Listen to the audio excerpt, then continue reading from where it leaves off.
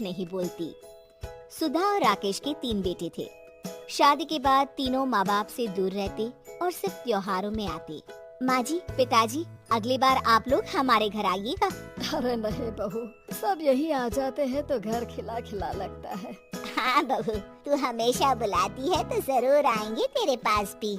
हाँ हाँ, दीदी का घर बड़ा जो है, सब कुछ अपनी शादी के बाद दीदी को ही तो दे दिया था। हमें भी दिया होता तो हम भी बड़ा घर लेते। क्यों सुनील? अरे नहीं, पापा ने सबको एक बराबर ही दिया है। छोटी बहू, क्या चाहिए तुम्हें, बोलो।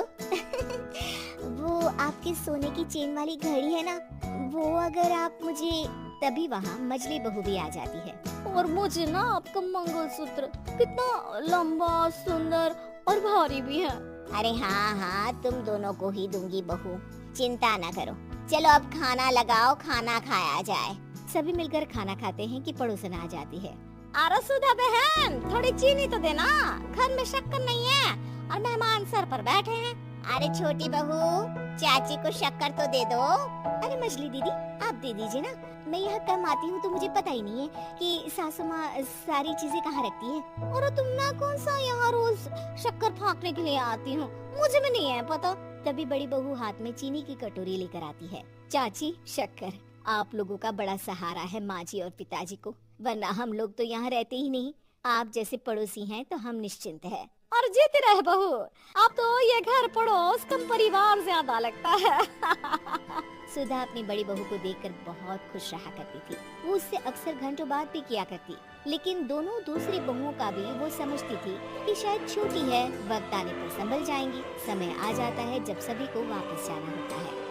माँ जी, हम लोगों की फ्लाइट पहले है, हमें इजाजत दे। वो सास के गले लगकर चली जाती है। थोड़ी देर बाद छोटी बहू कहती है, माँ जी, मैं ना ये सोफे के कवर और चादरें ले जा रही हूँ, यहाँ तो ऐसी ही पड़ी रहेंगी। हाँ हाँ बहू, ले जा, और कुछ चाहिए तो बोल।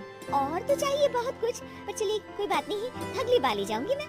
ऐसे ही मंजली बहू भी घर का बहुत सारा सामान ले जाती है। सभी के जाने के बाद सुधा राकेश से कहती है, घर कितना सूना लग रहा है ना। हाँ, और खाली भी, तुम्हारी दोनों बहुएं सब बटोर गई।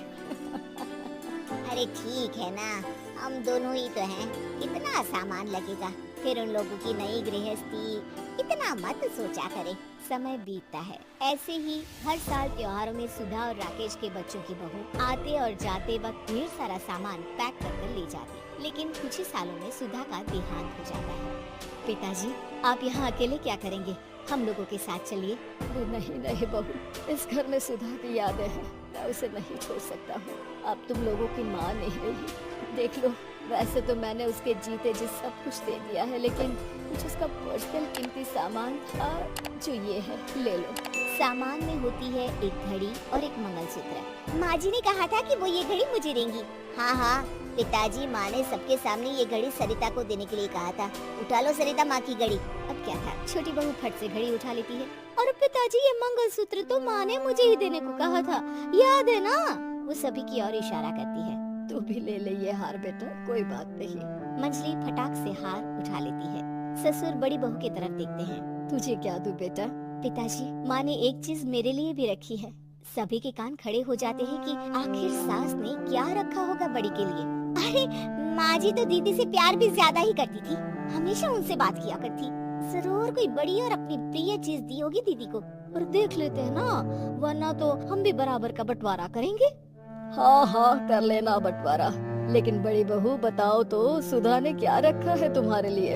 अभी तो हम लोग यही हैं पापा जी, जब जाने लगेंगे तो बता दूंगी। बड़ी बहू के मुंह से ये बात सुनकर बाकी दो बहुएं सोचने लगती हैं कि आखिर क्या है जो दीदी को सासू माँ देकर गई है। दीदी, ऐसा तो नहीं ना कि पूरे घर का आधा हिस्सा माँ बड़ी भाभी को देकर गई हो? तभी वहाँ ससुर आ जाते हैं। नहीं, ऐसा कुछ नहीं है।